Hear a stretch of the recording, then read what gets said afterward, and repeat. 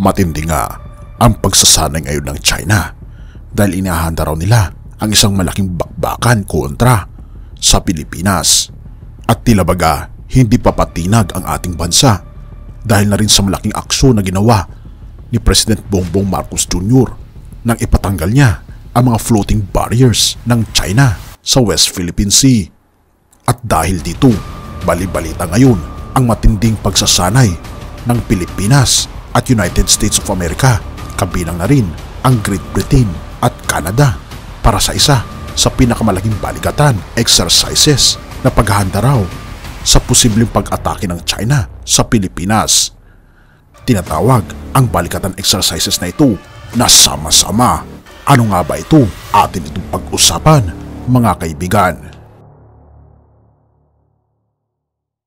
Ibinalita sa international news ang patungkol sa ugnayan ng Estados Unidos at Pilipinas noong Lunes. Ang pagsasanay na tinatawag na sama-sama, isang annual balikatan exercise na isinasanay at tumutuon sa naval na puwersa ng ating bansa. At matatandaan na ang China, bago ilunsad ang balikatan exercise na ito, ay ipinapakita ang kanilang matinding pagsasanay na may posibilidad na sila ay aatake sa anumang teritoryo nila na inaangkin sa West Philippine Sea at kanilang binubuli ang maliliit na bansa katulad ng Pilipinas. Ngunit hindi na nga papatinag ang Pilipinas sa anumang pagbubuli ni President Xi Jinping. Kaya naman ginanap na ang isang balikatan exercise na tinawag na sama-sama. Sa ngayon, mahigit 1,000 tauhan mula sa 2 panig ang kasali sa taunang kaganapan. Kabilang na rin dito ang Great Britain at Canada. Ang pagsasanay ay nakatuon sa mga drill para sa anti-submarine surface at electronic warfare.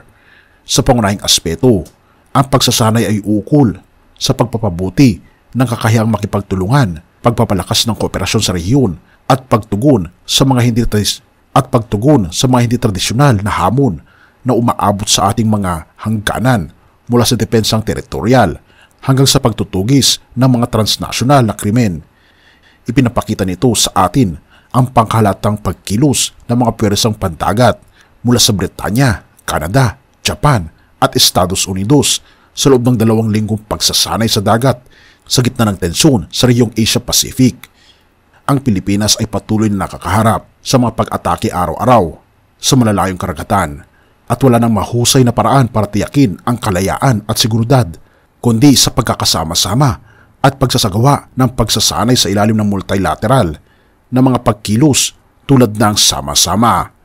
Ang mga pagsasanay sa digmaan sa dagat ay ginanap ilang araw matapos magkaroon ng diplomasyang alitan ang Pilipinas at China hinggil sa South China Sea.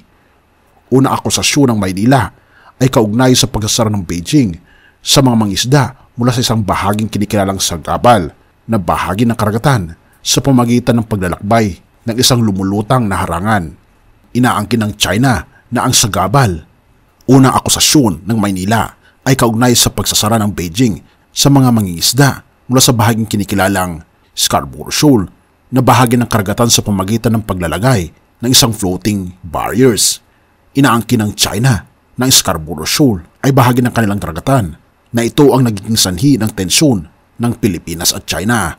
At napakatindi ng katapangan ng ating Pangulo sapagkat hindi talaga siya papatinag sa anumang atake ng China. Kaya naman pinaghahandaan natin ang isang matinding tensyon laban sa China. Ngunit ipanalangin natin na nawa ay hindi magkaroon ng gera, bagkus hinihiling natin sa ating Panginoong Diyos na magkaroon ng kapayapaan sa ating rehiyon para na rin sa ikabubuti ng Pilipinas at ng China. Purihin ang ating Panginoong Diyos at salamat kaibigan sa iyong panonood. Ephesians 5 verse 15 to 17. Kaya't mag-ingat kayo kung paano kayo namumuhay. Mamuhay kayong tulad ng matatalino at di tulad ng mga mamang. Gamitin ninyo ng lubusan para sa mabuti ang bawat pagkakataon sapagkat puno ng kasamaan ang kasalukuyang panahon. Huwag kayong maging hangal. Sa halip unawain ninyo kung ano ang kalooban ng Panginoon. Tunay nga mga kaibigan, ito ang kalooban ng ating Panginoong Diyos na tayo ay maging matalino sa lahat ng ating mga hakbangin, sa lahat ng ating mga desisyon upang sa ganun ay maging maayos ang ating buhay. Hilingin natin sa ating Panginoon ang kanyang proteksyon sa bawat isa, lalong higit sa ating bansa na nawa ay hindi matuloy ang giyera. Purihin ang ating Panginoong Diyos at salamat kaibigan sa iyong panonood. Tayo manalangin.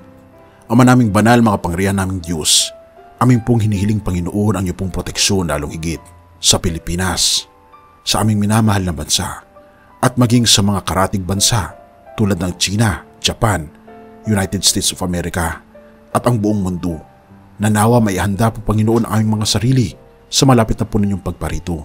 Tulungan kami Panginoon na magkaroon ng kapayapaan sa aming puso dahil naniniwala po kami na hindi niyo kami papabayaan hanggang sa katapusan ng mundo. Purihin ka o aming Panginoong Diyos at patawarin po kami sa lahat ng aming pagkukulang at pagkakasala, pagkat ito aming samutiling sa matamis na pangalan ng aming Panginoon Jesus. Amen.